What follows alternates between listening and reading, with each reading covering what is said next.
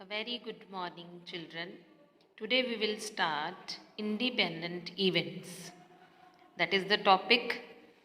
E and F are called independent events if and only if probability of E intersection F is equal to probability of E into probability of F.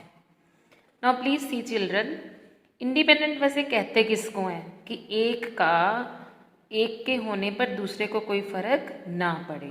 तो देखो, in other words probability of E after F, ऊपर हम intersection की probability लिखते हैं, but यहाँ पर हम इंटरसेक्शन की जगह पर प्रोडक्ट लिख रहे हैं, divided by probability of F, it is cancelled, so ये आई प्रोबेबिलिटी ऑफ ई, यानी कि एफ के होने का ई पर कोई भी फर्क नहीं पड़ा, तभी तो प्रोबेबिलिटी ऑफ ई आई।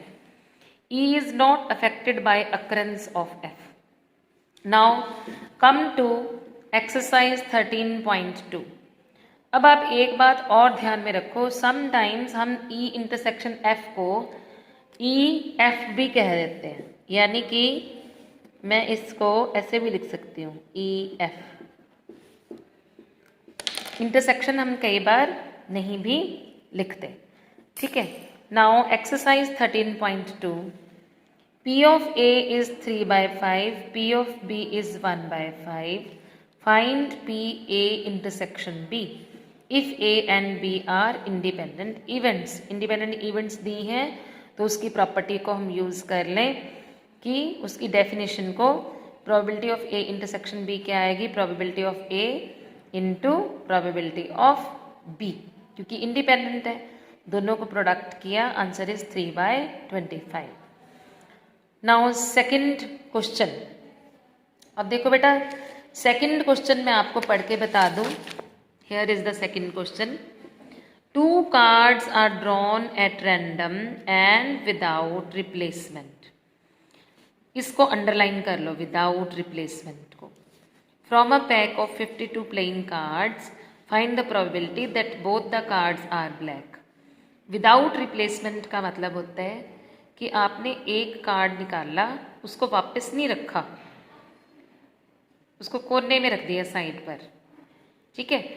अब आपने 51 में से फिर एक और कार्ड निकाला, क्लियर, तो आपने बीच में नहीं डाला उसको। विदाउट रिप्लेसमेंट का मतलब उसको वापस उसमें नहीं डाला पैक में।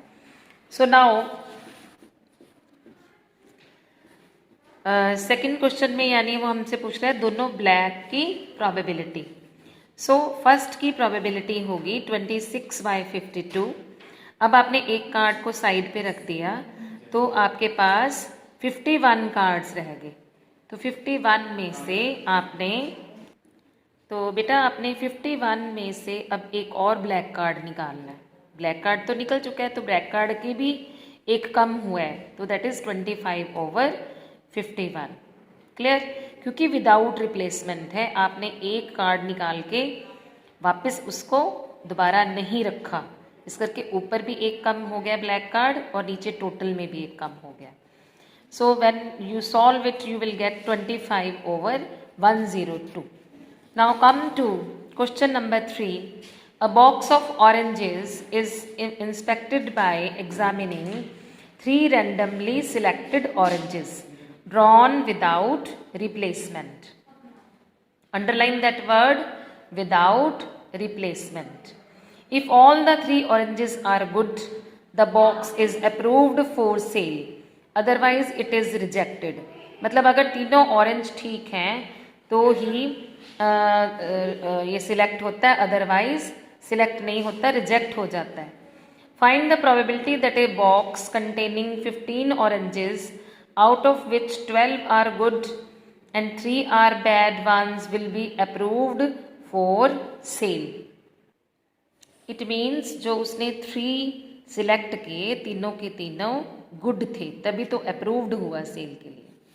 तो ये आपका क्वेश्चन है। नाउ टोटल ऑरेंजेस हैं 15, जिसमें 12 गुड हैं, 3 बैड हैं, और विदाउट रिप्लेसमेंट आपने 3 ऑरेंजेस सिलेक्ट करने हैं जो अप्रूव हो गए सेल के लिए, मींस गुड ही सिलेक्ट करने हैं। तो देखो कैसे होगा, 12 में से कोई एक आया तो दैट इज़ 12, ठीक है, लेकिन नीचे टोटल 15 थे, तो 12 में से कोई एक आके अपने साइड पे रख दिया ऑरेंज। अब रह गए 11 गुड, 11 में से भी कोई एक आया और नीचे टोटल भी 14 रह गए, ठीक है, क्योंकि आप साइड पे रख रहे हो, इसको वापस उन्हीं ऑरेंजेस में नहीं रख रहे हो, इसको कहते हैं विदाउट रिप्लेसमेंट। फिर आपने अब 2 निकाल चुके हो, है ना, 12 में से 2 गुड निकल गए, तो बाकी रह गए 10, 10 में से फिर एक गुड निकाला, दैट इज 10, 10/13, और इसको सॉल्व किया तो आंसर आया 44/91। Question 4 you will do yourself. Now come to question number 5। A die marked 1, 2, 3 in red, 4, 5, 6 in green is tossed. Let A be the event, the number is even. B the event, the number is red. Are A and B independent? कहता क्या ये independent है?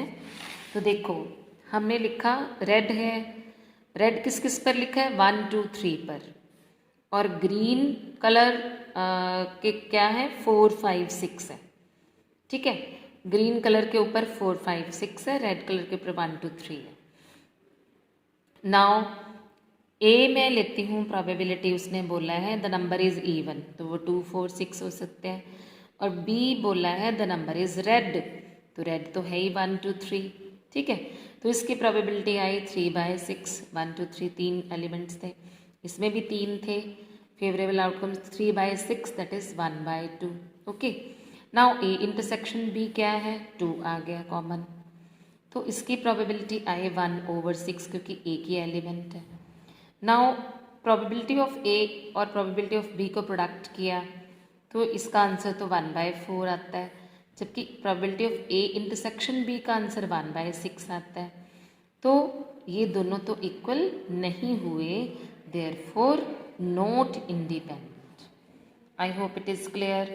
6th question you will do yourself, easy है। Now come to 7th question. Given that the events A and B are such that probability of A is half, probability of A union B is 3/5, and probability of B is small p, find this small p if they are mutually exclusive। ये first part है। Second है independent, ठीक है, तो देखो हमें ये 3 चीज़ें दी हुई हैं, ये बी प्रोबेबिलिटी ऑफ बी निकालनी है, ये 2 दी हुई हैं हमें चीज़ें। तो पहले में वो कहता है अगर ए भी म्यूचुअली एक्सक्लूसिव हो, किसको कहते हैं म्यूचुअली एक्सक्लूसिव? जिसमें कॉमन कुछ भी ना हो, यानी कॉमन की प्रोबेबिलिटी 0 हो, ठीक है। तो मैंने अब probability of A union B का फॉर्मूला लगाया, P of A plus P of B minus P of A intersection B, values put की, उसमें P of A intersection B की वैल्यू 0 भी पुट की, ठीक है, और प्रोबेबिलिटी ऑफ बी की वैल्यू स्मॉल पी पुट की, तो आपका स्मॉल पी सॉल्व करके आया 1/10। सेकेंड पार्ट में वो कहता है if A and B are independent events. देखो इंडिपेंडेंट्स दी हुई हैं तो हम इस चीज़ को यूज़ करेंगे, P of A intersection B is equal to P of A into P of B. Clear? Now P of A union B is equal to P of A plus P of B minus P of A intersection. So ये formula हमने लगाया, लेकिन independent दिए हुए हैं तो P of A intersection B की जगह मैं P of A into P of B भी लिख सकती हूँ। वैल्यूज पुट की, पी ऑफ बी की P minus P of A की हाफ, पी ऑफ बी की स्मॉल पी, ठीक है। इसको सॉल्व किया, वेरिएबल इधर की तरफ रखे एक साइड पे और एलसीएम ले लिया, तो ये तुम्हारा आया सॉल्व करके p is equal to 1/5। Question 8 you will do yourself, question 9 you will do yourself. Now come to question number 10. Events A and B are such that PA is half, P of B is 7/12, P not A or not B is 1/4. State whether A and B are independent. कहता check करो कि independent है कि नहीं है, ठीक है। Now please see, P A दिया हुआ है, पी बी दिया हुआ है। देखो पी नॉट ए और नॉट बी, नॉट ए को बोलते हैं ए बार या ए डैश, और को बोलते हैं यूनियन, नॉट बी को बोलते हैं बी बार कह दो या बी डैश कह दो, एक ही बात है। और जब हम डी मॉर्गन्स लॉ लगाते हैं तो अगर ये बार, ये जो नोट है, इसको अगर कॉमन लेना हो तो बीच का यूनियन इंटरसेक्शन बन जाता है, साइन चेंज हो जाता है, मतलब यूनियन इंटरसेक्शन बन जाता है, इंटरसेक्शन यूनियन बन जाता है। तो ये आया, इसकी वैल्यू हमें दी हुई है, इसकी वैल्यू हमें 1/4 दी हुई है, नॉट ए और नॉट बी की। और इसका फॉर्मूला मैंने लगाया 1 minus probability A intersection B. किसी का भी नोट निकालना हो, ठीक है, उसको 1 माइनस यस कर दो, total minus yes is equal to no. तो 1/4 is equal to 1 minus probability A intersection B, तो probability of A intersection B आई 3/4, ठीक है, सॉल्व करके। नाउ वैसे इनकी प्रोडक्ट देखें, probability of A into probability of B क्या आया, दोनों को प्रोडक्ट करा तो वो 1/2 एंड 7/12 है, सॉरी, तो ये 7/24 आया। मैं कोई और क्वेश्चन देख गए होंगे, 7/24, बट ए इंटरसेक्शन बी का 3/4 है, तो दोनों की इक्वल नहीं आए। P of A intersection B is not equal to P of A into P of B, therefore not independent. Now come to question number 18। देखो 18 में वो उसने 4 ऑप्शन दिए हैं, कहते 2 events A and B will be independent if mutually exclusive हो। Exclusive का इसके साथ कोई रिलेशनशिप नहीं है, ए पार्ट तो हो नहीं सकता। सी, दोनों इक्वल हो, नहीं, ये भी डेफिनेशन में नहीं था, ठीक है। तीसरा, P of A plus P of B is equal to 1, ये भी नहीं हो सकता। Let's check B. तो बी को मैं चेक करती हूँ। बी में उसने कहा है P of A dash B dash की डिस्कशन की है उसने, तो इसका मतलब होता है बीच में इंटरसेक्शन होती है, कई बार नहीं लिखते, ठीक है। जब हम इंटरसेक्शन का जो डैशेस हैं ये कॉमन ले लें, बिल्कुल बार की तरह, ठीक है, तो बीच का इंटरसेक्शन यूनियन बन जाता है। जैसे पिछले क्वेश्चन में हमने बार लिया था, यहाँ डैश लिया हुआ है। 1 minus P of A union B, P of A union B का फॉर्मूला लगाया, ठीक है। उसके बाद P of A intersection B उसने बोला है कि इंडिपेंडेंट है, इंडिपेंडेंट है तो P of A into P of B होगा, और आपने इसको ओपन किया, किया। नाउ 1 माइनस पी ए तो यही है, इन दोनों में से पी बी कॉमन लिया, अंदर बचा 1 माइनस पी ए, तो दोनों में 1 माइनस पी ए कॉमन और 1 माइनस पी बी, यानी इसके साथ कुछ नहीं है तो यहाँ 1 है, तभी ये वाला 1 यहाँ आया, ठीक है। तो ये आया, therefore B option is correct, क्योंकि उसने यही दी हुई है। बी ऑप्शन में यही हमारा आंसर आया। असाइनमेंट आपकी है, कंप्लीट दिस एक्सरसाइज 13.2।